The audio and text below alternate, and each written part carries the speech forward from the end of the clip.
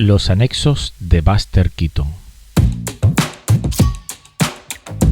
Buster Keaton fue uno de los maestros del slapstick o comedia física que se caracteriza por presentar acciones exageradas de violencia física que no derivan en consecuencias reales de dolor.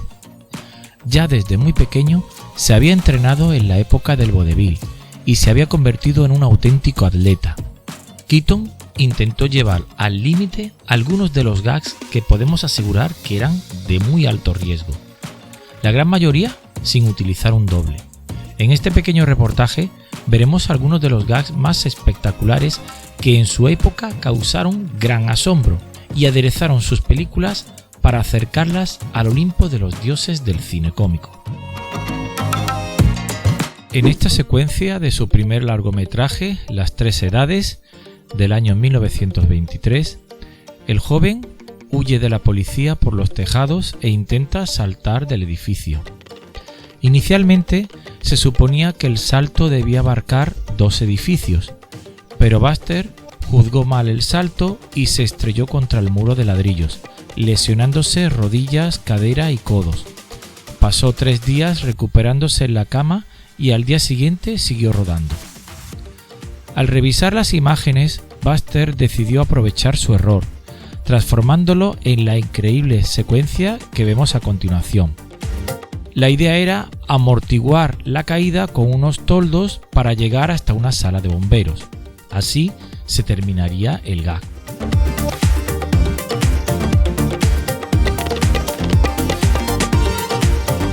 La escena se rodó en la azotea de una galería de Los Ángeles, en un set, para que se diera la impresión de gran altura. Debajo habían unas mallas para amortiguar el golpe en caso de que se cayera. La altura que aparentaba era de unos 12 o 14 pisos, cuando en realidad era de unos 10 metros. Aún así, era una buena altura. El héroe del río. Aquí nos encontramos posiblemente con el gag más famoso e icónico de la carrera de Buster Keaton. Es cuando se le cae la fachada de una casa encima. Aquí no hay trampa ni cartón, ni doble alguno, ya que fue el propio Keaton quien se jugó el tipo rodando esta escena, considerada con toda justicia una de las más espectaculares y peligrosas de toda la historia del cine. Tras el paso de un huracán que ha asolado una pequeña ciudad situada a orillas del Mississippi, a Buster se le cae encima la fachada de madera de una casa, con tanta fortuna que se salva gracias a la milagrosa coincidencia de que está situado en el lugar exacto en el que cae la ventana de la parte superior de dicha fachada. Aunque bueno, de coincidencia nada, los técnicos del film calcularon con toda precisión el lugar exacto en el que se situaría la ventana al caer el decorado. Buster señaló la posición con un clavo en el suelo y se colocó en el lugar marcado. La fachada de la casa estaba sujeta por 2 cuerdas que se cortarían a la hora de desplomarse.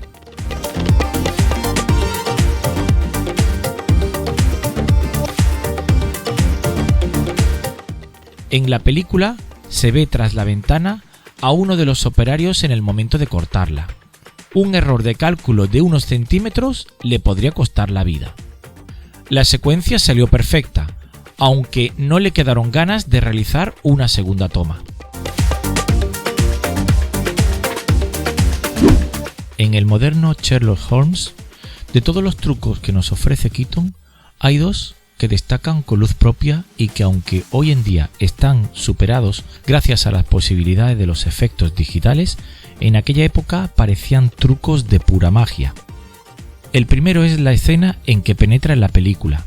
Para conseguir el efecto de entrar en la pantalla, Keaton simplemente rodó la escena desde un plano general en que en realidad no había ninguna pantalla de cine, sino unos actores en el escenario, representando la escena que supuestamente se está proyectando.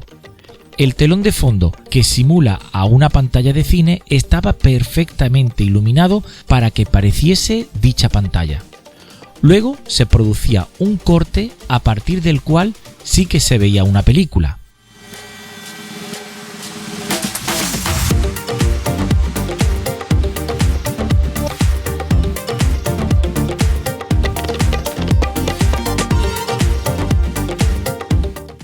Es entonces cuando se produce el gag más famoso de la escena. Se van sucediendo una serie de planos que provocan que Keaton pase a estar en situaciones y escenarios inesperados. Una ciudad, la sabana africana, un precipicio, etc. La gracia del gag es que en cada corte el personaje está en el mismo sitio pero cambia el entorno, y la forma de conseguirlo fue la más artesanal de todas. Grabaron los planos en esos diferentes escenarios, midiendo cuidadosamente que la posición de Keaton respecto a la cámara fuera exactamente la misma que en el plano anterior. Como anécdota, en la escena de los leones se puede ver cómo uno de ellos se levanta y se dirige amenazadamente hacia Keaton, algo que por supuesto no estaba previsto. Por entonces se rodaba siempre 2 veces un mismo plano. Un negativo era para Estados Unidos y el otro para el mercado europeo. Pero después de llevarse un susto con el león, cuando tocó rodar el segundo plano, Keaton decidió que ese plano no lo verían en Europa. El segundo gran momento de la película, y que aún a día de hoy resulta muy sorprendente, tiene lugar en la escena en que Sherlock Jr. huye junto a su ayudante de los gángsters. En cierto instante se encuentra en un callejón sin salida, pero aparece su ayudante disfrazado de vendedor ambulante y le ofrece escapar saltando por el maletín que lleva. Acorralado, Sherlock Jr. salta dentro del maletín y desaparece. A primera vista no hay ningún truco visible. Sin embargo, hay truco, aunque en esta ocasión no se sirve de la cámara, sino que se trata de un viejo número de magia que conocía de sus tiempos en el vodevil y que se servía del decorado de la valla en que el personaje estaba apoyado. En realidad, la parte de detrás de la valla se abrió con una trampilla situada detrás de las faldas del actor, y su cuerpo estaba suspendido en horizontal, atado a esa parte de la valla, manteniendo la cabeza y los hombros por fuera. El vestido hacía disimular el hecho de que en realidad su cuerpo estaba detrás de la valla en horizontal. Cuando Keaton salta, pasa a través del agujero de la maleta y de la parte de la valla que está abierta, y que tampoco se ve gracias al vestido. Una vez hecho eso, 2 ayudantes bajaban rápidamente al actor mientras le desataban. Este caía recuperando la posición vertical y cerrando tras de sí la valla, e inmediatamente empezaba a caminar demostrando que no hay truco. Si se fijan, puede verse el momento en que vuelve a colocarse en vertical. Justo después de saltar Keaton es cuando sus piernas vuelven a aparecer debajo del vestido.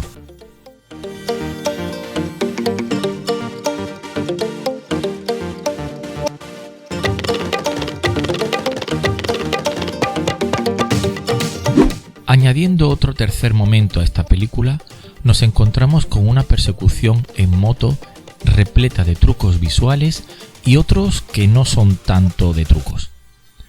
Comenzamos con 2 personas en la moto. Keaton está subido al manillar, el conductor se cae y nuestro personaje avanza con la moto sin percatarse que está solo.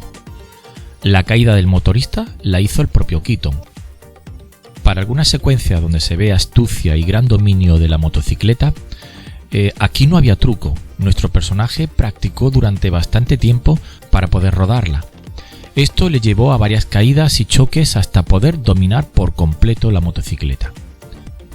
A veces recurría a efectos especiales para no generar accidentes. En este plano se le pone 3 ruedas a la moto y va guiada por un cable. En otra ocasión se le daba más velocidad a la imagen para producir más sensación de impacto. Aquí tenemos la secuencia a velocidad real. El puente que se derrumba en esta escena es en realidad una miniatura. Aquí, Buster se salva de una caída segura gracias a 2 camiones que se juntan para crear un puente y así puede pasar. Lo que parece una acrobacia muy peligrosa, en esta ocasión es una doble exposición de imágenes. Es decir, si se mira de cerca, se verá que la pantalla está dividida en 2 partes. En la mitad superior se grabó al personaje con su moto. En la segunda se grabó los 2 camiones con esa parte que falta del puente.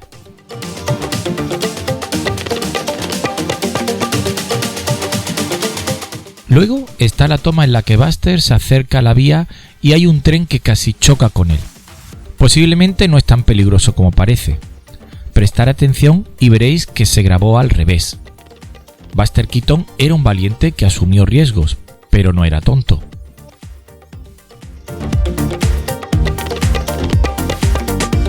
En La ley de la hospitalidad nos encontramos con una espectacular escena donde nuestro héroe salva a su prometida al precipitarse por una cascada.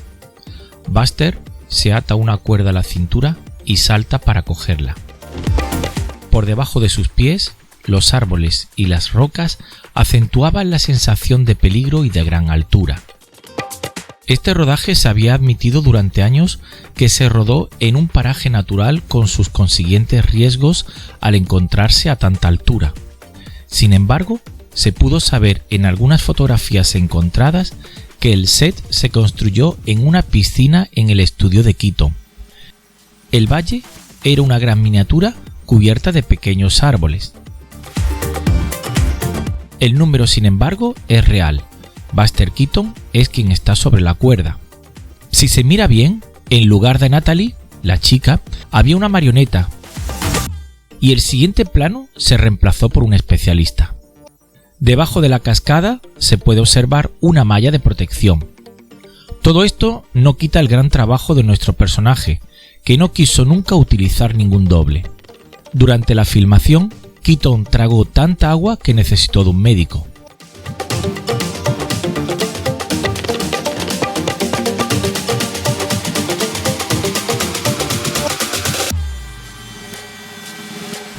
En 7 ocasiones tenemos otra de esas clásicas escenas que pasan a la historia del cine, la avalancha de piedras.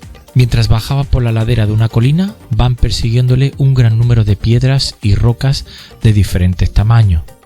Podemos observar que accidentalmente se golpeó con algunas de ellas. Para poder alejarse de ellas tuvo que ir sorteándolas una tras otra para que no siguieran golpeándole.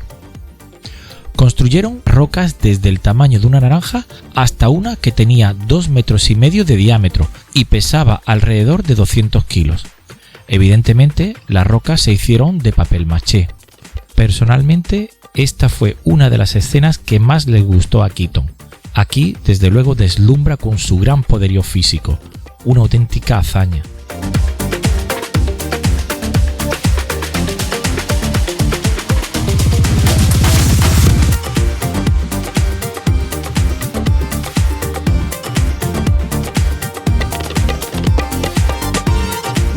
Finalmente llegamos a la película más ambiciosa y con la que se les reconocerá por los tiempos, El maquinista de la General.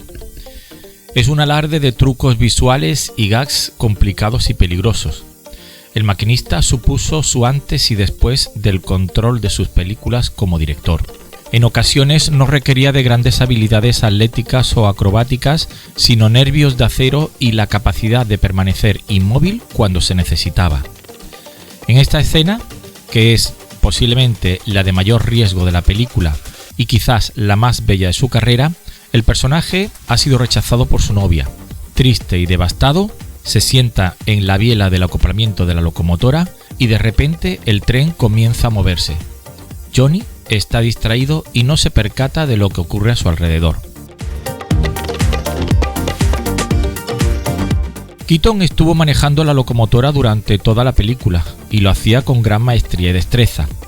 Podía dominarla tan bien que se le ocurrió esta secuencia, pero necesitaba contar con la ayuda de un ingeniero. Este le dijo que era bastante peligroso, ya que la máquina tenía que arrancar muy lentamente, porque si las ruedas resbalaban sobre los rieles, cosa bastante frecuente, podía caer hacia atrás y ser despedazado por la locomotora. Lo intentaron 4 o 5 veces y el maquinista quedó satisfecho de poder hacerlo. En este otro momento el protagonista ve que las vías están obstaculizadas por una traviesa o durmiente que no puede retirar, mientras la locomotora va acercándose poco a poco a él y no se podía detener si algo saliera mal.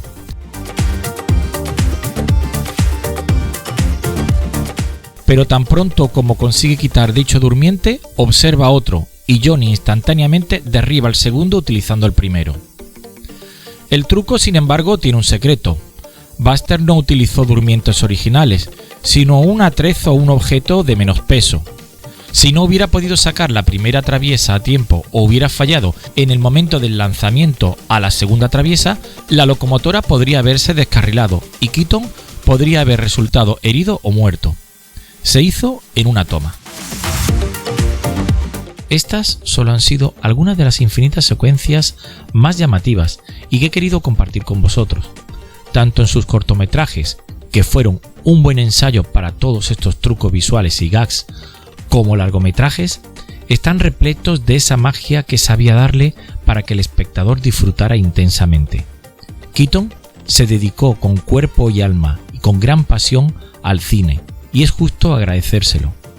La década de los 20 fue su periodo más productivo y creativo, que menguó tras El Colegial y El Héroe del Río, ya que se le limitó muchas de sus ideas y no le dejaron tener el control sobre sus películas. Una auténtica pena.